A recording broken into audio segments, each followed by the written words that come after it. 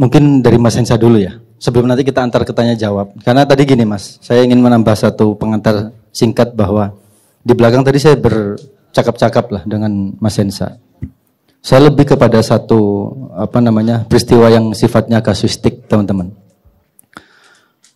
Saya bertanya ke beliau tadi bahwa emang ada ya Mas, kira-kira di semua belahan dunia soal bernegara ini, jangan-jangan kalau kita tanya kepada masing-masing negara itu, ditanya apa itu tujuan bernegara dan seterusnya, output dari adanya sebuah negara dan seterusnya, dugaan saya pasti jawabannya adalah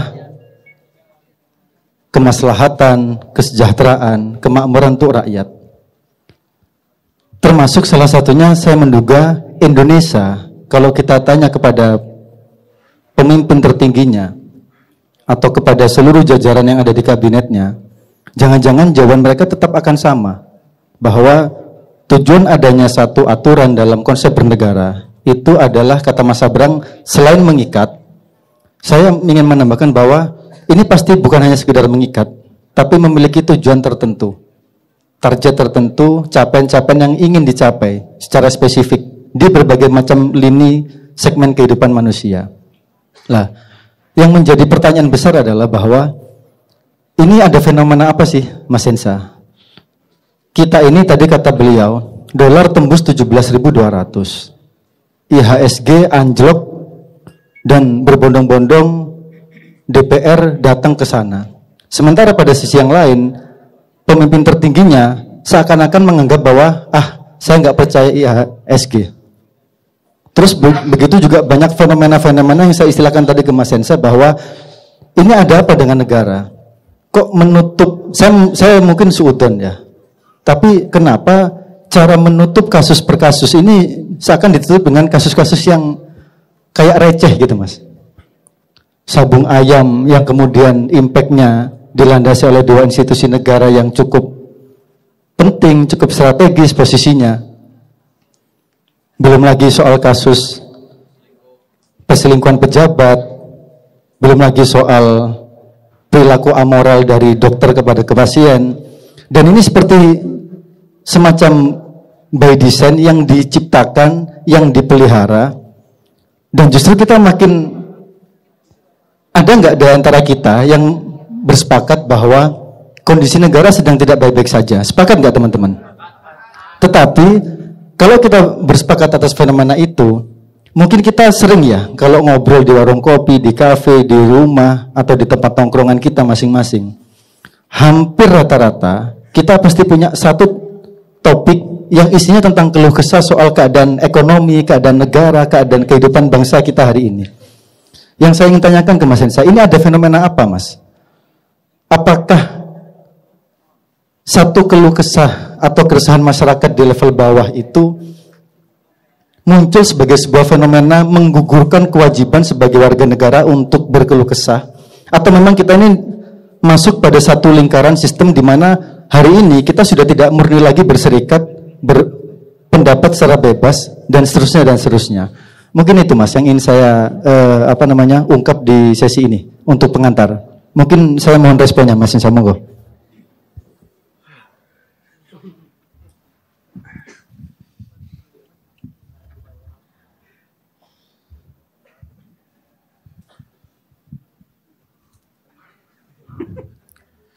Gini,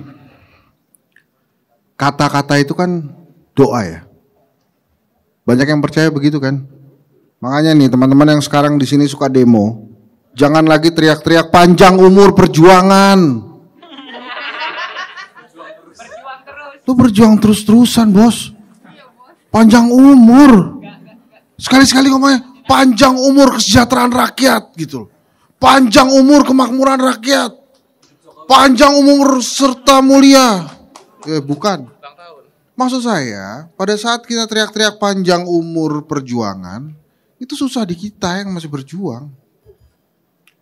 Sekarang gini, Bu Sri Mulyani, Menteri Keuangan kita, di depan Sarjana Ekonomi, Ikatan Sarjana Ekonomi Indonesia, kemarin waktu saresehan ekonomi, dia bilang begini, sarjana ekonomi, ilmu ekonominya sekarang gak kepake. Mohon maaf. Kenapa? Karena tiba-tiba ada perubahan teori tentang ekonomi. Amerika Serikat menerapkan tarif, ini si Pak D. Trump itu, gara-garanya kan cuma dia pengen memotong defisit negaranya. Supaya gak defisit, ditarifkanlah harga gede-gede banget itu. Di negara-negara yang melakukan ekspor ke Amerika Serikat. Gak usah dipaksa kalau gak ngerti, emang saya juga ngomong aja. Gitu. Sehingga apa? Apa impactnya buat Indonesia? Yang paling susah itu adalah industri-industri padat karya. Sepatu, mebel, garment. Kenapa? Karena begitu ekspor ke Amerika, yang tadinya biaya ekspor bayarnya misalnya cuma 10, ini mesti plus 32% lagi, sehingga semakin tinggi biaya ekspornya, mereka harus melakukan efisiensi di Indonesia supaya nggak tutup. Kalau efisiensi, ujung-ujungnya PHK. Pak Prabowo presiden kita itu bilang begini, jangan dong, nggak adil dong kalau koruptor, keluarga koruptor harus menanggung kepedihan ayahnya atau orang tuanya yang korupsi. Terus pasti kan kita nggak setuju ya? Kalau saya setuju. Gini aja lah, negara ini kan lagi nggak punya duit ya. Udahlah, Pak Prabowo bilang begitu.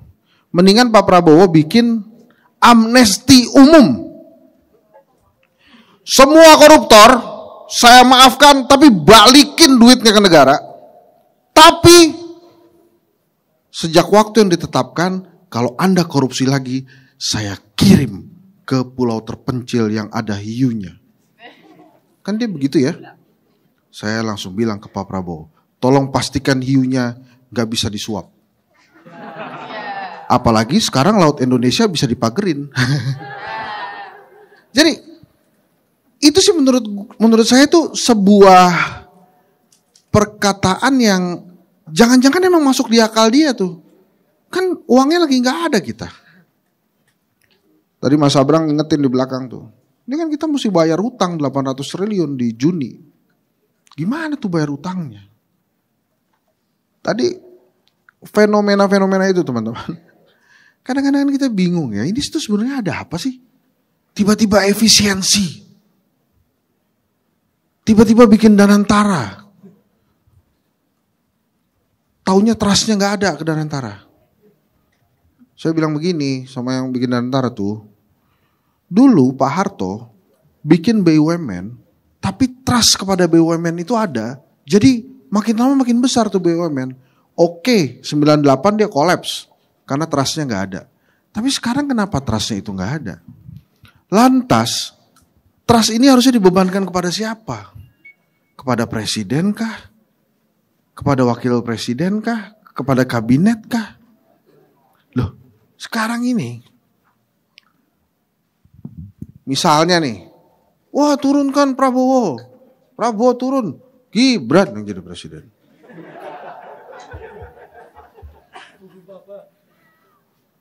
Terus kalau Mas Gibran udah jadi presiden, udah naik, terus gimana kira-kira tuh kehidupan? Turunin lagi. Bapaknya canggih, bos. Jadi teman-teman, tadi pertanyaan bagus itu dari Gus Hadi. Ini fenomena apa sih? Rancangan undang-undang dibuat terus-terusan. Undang-undang TNI. Ternyata kata Pak Prabowo, undang-undang TNI itu intinya adalah memperpanjang usia jabatan perwira TNI senior. Come on. Gak ada itu istilah dui fungsi ABRI dan lain-lain. Tapi Pak Prabowo ditanya lagi kan sama Najwa kan. Pak Prabowo setuju gak wewenang polisi ditambah? Atau sudah cukup? Untung Pak Prabowo jawabnya keren. Ya kalau wewenangnya sudah cukup, buat apa ditambah? Ya kan? Tapi artinya dari diskusi dengan Pemret itu, sebetulnya Pak Prabowo juga mungkin nggak tahu kondisi negara ini aslinya bagaimana. Kenapa dia tiba-tiba ketemu Bu Mega dan nggak bisa nunggu pagi? Padahal sudah jelas, esok pagi kau buka jendela, kan kau dapati seikat kembang merah gitu ya. Tapi dia nggak bisa tunggu pagi, harus ketemu malam itu. Dan keluar dari situ, ada tetap yang dirahasiakan. Jadi ada apa ini? Kenapa kemudian menteri-menterinya Pak Prabowo ketemu Pak Jokowi? Pak Prabowo-nya marah nggak kira-kira? Nggak tahu saya. Apakah Pak Jokowi-nya masih canggih? Masih canggih Pak Jokowi itu. Nih ya, saya terangin nih. Saya kan punya YouTube baru ya, yang namanya Jangkrik Bos ala Hensa. Saya ngobrol tuh dengan saudara-saudara kita yang hidupnya di jalanan, tukang bubur, tukang sayur, tukang kelontong, gitu-gitulah. Itu ditanya, apa harapan buat Pak Prabowo? Tahu nggak jawabannya apa? Mudah-mudahan Pak Prabowo seperti Pak Jokowi. Kenapa? Karena banyak saudara-saudara kita itu memang merasakan kehadiran seorang Jokowi. Itu nggak bisa dipungkiri bahwa tubuhnya Jokowi itu ada di rakyat. Dan canggihnya orang yang namanya Joko Widodo ini, sampai hari ini perawakannya ya begitu. Dari awal dia jadi presiden, begitu. KURUS, tahu apa itu? Kurus. Pakai putih, pakai hitam, ya begitu. Ternyata penampilan Jokowi yang seperti itu yang dirindukan oleh rakyat. Mau dikritik macam-macam, cuma rakyat buktinya setuju itu. Memang suka atau tidak suka, rakyat kita ya begitu. Mengharapkan bansos, ngarepin uang, udah selesai. Mereka kecewa dengan kondisi ini. Mungkin kecewa. Cuma kalau dikasih bansos lagi selesai. Terus ditanya sama Gus Hadi, ini fenomena apa? Apa coba? Kan susah ya. Fenomena Walid, saya bilang.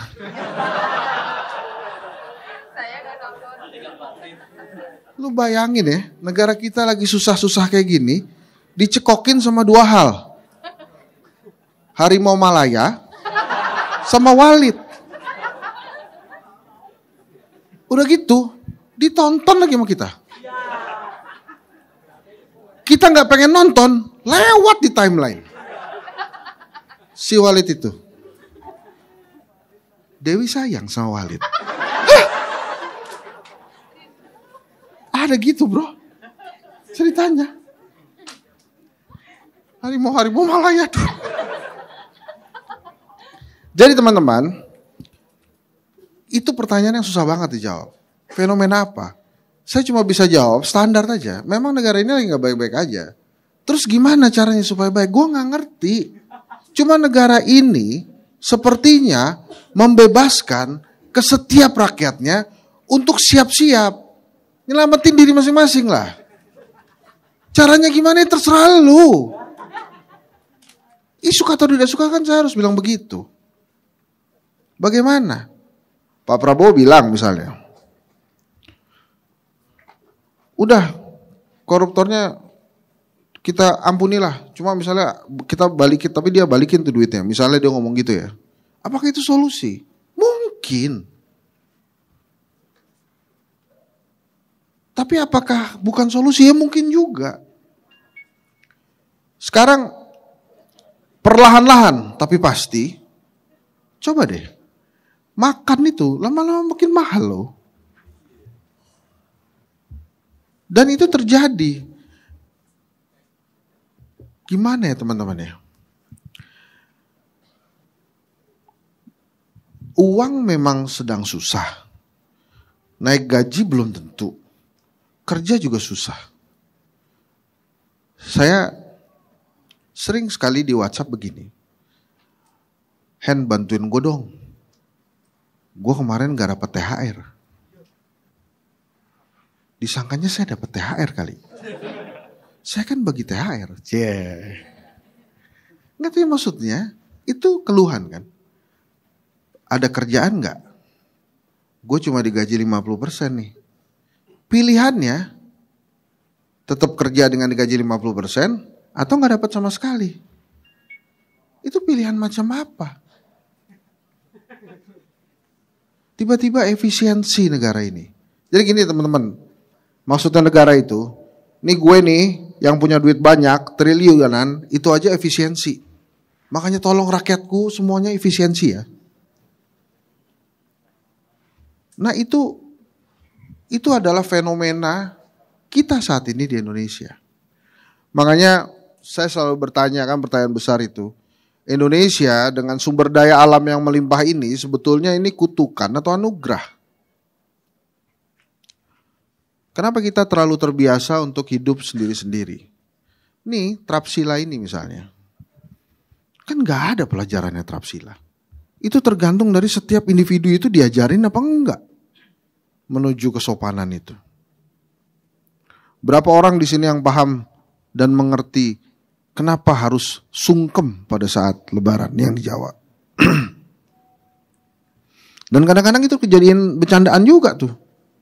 Di keluarga saya aja sungkem tuh kalau yang masih anak-anak muda tuh ketawa-ketawa tuh. Terus udah selesai lo dibilangin apa sama Eyang? Gitu. Oh sama dong, digituin dong. Kan ini saya akhirnya ujung-ujungnya nih ngeluh aja. Tapi emang itu yang bisa kita lakukan kan. Topik di TV politik itu setiap hari ada lagi. Nah yang satu aja belum beres. Itu kepala babi tanpa kuping apa kabarnya? Nggak ada kan. Si tikus tanpa kepala itu apa jadinya? Terus PHK-nya Seritek kemarin apa kabarnya? Nggak ada. Cuma yang membuat kita lupa akhirnya ada isu lagi, ada isu baru terus. Dari yang receh tapi penting sampai yang receh tapi nggak penting gitu. Pada saat duren melimpah, kita tiba-tiba ngomongin duren semua. Beli mah enggak, tapi kelihatan aja banyak ngantri di mana-mana. Rendang kemarin, akhirnya perdebatannya itu konten apa beneran? Tapi kan fenomena banyak sekali saudara-saudara kita yang ngambilin daging itu kan fenomena yang gak bisa kita tipu. Apakah itu termasuk Trapsila? Jangan-jangan memang tema kita hari ini juga tema yang sebetulnya bisa jadi bukan kebutuhan kita. Karena gak ada kaitannya sama perut misalnya. Bisa jadi begitu kan? Tapi kenapa kemudian kita tidak membahas bagaimana caranya kita bertahan hidup? Apakah dengan Trapsila? Belum tentu. Apakah tentang hukum-hukum yang tadi dibuat oleh manusia? Belum tentu juga.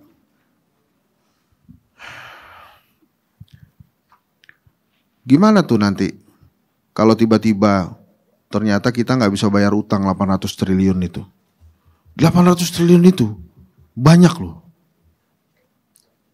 Terus misalnya, itu katanya yang korupsi Pertamina 1000 triliun itu gimana tuh ujungnya? Ada penipuan logam mulia 109 ton emas palsu, itu gimana tuh ceritanya? Terus ada Pertamax yang tadi gue bilang itu katanya dioplos, tapi katanya bukan juga, itu gimana tuh? Aduh.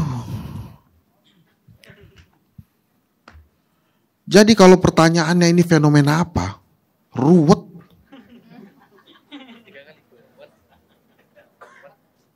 Akhirnya apa? Kita harus cari kesenangan sendiri. Supaya apa? Supaya kita happy kan? Lagi kita cari-cari kesenangan buat kita happy, kita nyanyi-nyanyi. Agnes Monica ribut sama Ahmad Dhani. Tentang siapa yang lebih harus diperhatikan. Pencipta lagu atau penyanyinya. Aduh, sementara tadi saya baca ada berita Sofia Latjuba tinggal di Jerman untuk selamanya.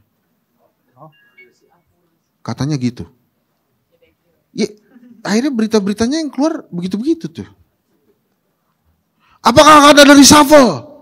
Coba siapa yang peduli di sini mau ada reshuffle? Bakal jadi menteri nggak kita? Jabatan paling enak di negeri ini tuh wapres, teman-teman. Marilah kita jadi wapres. Semuanya. Ya kan? Jadi wapres tuh udah dikawal. Tenang-tenang. Itu wapres kita kemana ya? Kangen juga saya. Gitu. Jadi kalau pertanyaannya Gus Hadi fenomena macam apa, itulah fenomena Indonesia saat ini. Dan kita teman-teman, sadar atau tidak, suka atau tidak suka, kita terbiasa memecahkan masalah kita dengan cara kita sendiri.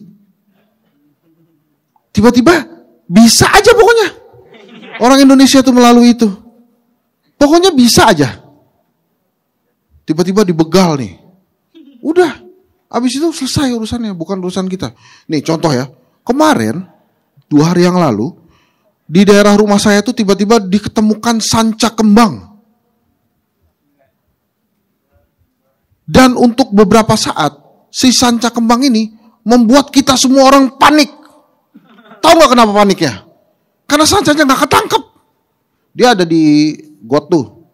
Kita lagi mau tangkap, tiba-tiba dia masuk ke gorong-gorong rumah orang. Yang punya rumah panik kan? Emangnya yang lain panik? Enggak, sibuk. Waduh, ini gimana caranya supaya si sanca ini tetap di rumah itu, kagak pindah ke rumah gua. Lo ya gitu kan? Memecahkan masalah sendiri kan? Terus apakah ada yang mau panggil damkar? Kita mesti panggil damkar supaya sancanya ketangkep. Akhirnya perdebatannya apa? Itu kalau damkar kemari, terus dia nanya ke kita, sancanya ada di mana, terus kita bakal nunjukin kemana? Ke situ, kan belum tentu ada di situ. Akhirnya kita nggak manggil damkar. Karena kita juga takut, kitanya bingung. Waktu ditanya damkar, sancanya ada di mana? Akhirnya yang punya rumah ketakutan. Solusinya apa? Yang punya rumah? Ngungsi. Malam itu nggak tinggal di situ deh. Mungkin disangka sama tetangga gue itu, kalau dia pergi malam itu dari rumah itu, sancanya ada di situ, abis itu sancanya pergi. Ya nggak ada orang. Tapi begitu keputusan itu dibuat sama tetangga gue yang punya rumah yang ada sancanya itu, udah deh kita nginep aja di rumah orang yang lain lah saudaranya. Terus tetangga-tetangganya abis itu ngerasa problem solve. Padahal sancanya masih ada. Itulah fenomenanya orang Indonesia. Pokoknya kita bisa aja memecahkan masalah kita sendiri dengan cara kita sendiri. Tenang bro, Belanda masih jauh. Enggak, udah deket. Oh, udah deket gitu. Udah gitu doang. Jadi ini pertanyaan kurang ajar juga, susah banget dijawabnya. Fenomena macam apa? 2029 ngomongin nih siapa kira-kira bakal presidennya. Ya entar lah. Besok dulu lah kita lalui. Ya kita juga nggak tahu besok tuh ada acara apa lagi kan. Sekarang Pak Prabowo kan lagi keluar negeri. Kalau Pak Prabowo keluar negeri kan Mas Gibran tuh harusnya kan yang memimpin.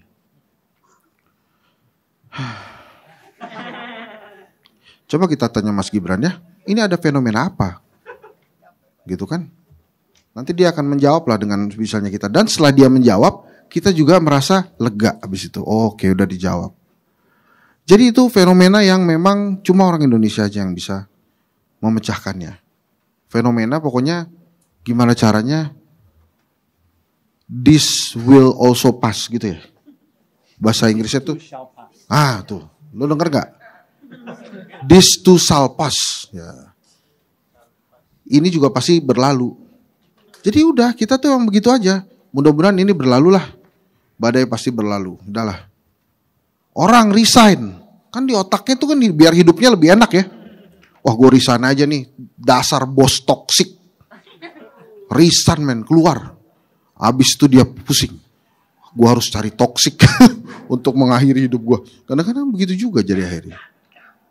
Jadi apakah fenomena ini bisa diselesaikan dengan doa? Oh kita tuh paling canggih berdoa. Canggih kita berdoa itu. Dan kita percaya banget sama doa kan. Jadi, untuk mengakhiri speech saya yang melelahkan dan penuh pesimistis ini, saya mengajak, mari kita optimis. Kita song-song besok pagi. Besok pagi kan hari Sabtu.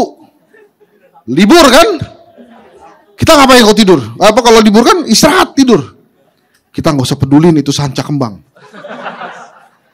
Gue terus terang ya, sampai hari ini tuh pulang bingung man. Saya hampir setiap malam nge-googling gimana caranya supaya rumah nggak didatengin sanca. Karena ada liputan mengatakan garam tidak efektif mengusir ular. Capek bos, bener gue ngeri men. Itu sanca belum ketemu sekarang. Lo bayangin gue tidur ya, terus tiba-tiba, bro, bangun bro. Gue mau kemana? Tobat tuh juga udah, aduh gimana tuh ya, tobatnya juga ngeri juga tuh. Tapi saya nggak ngerti ya, kenapa kok banyak banget ular sekarang ya? Lo suka keluar gak sih di timeline lo tuh ular di mana-mana? Beneran lo, dulu nggak gini loh Indonesia. Fenomena apa coba? Tiba-tiba banyak banget ular, banyak banget pembegalan. Ya Allah, Indonesia nih. Gue di stop aja lah. Kebanyakan lo makan lagi. Fenomena apa? Coba.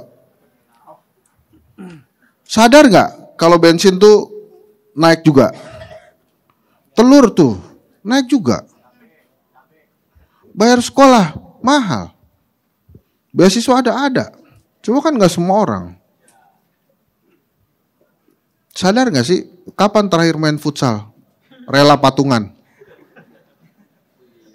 Kalau ada bosnya doang kan, pertandingan antar divisi di kantornya ulang tahun baru main futsal.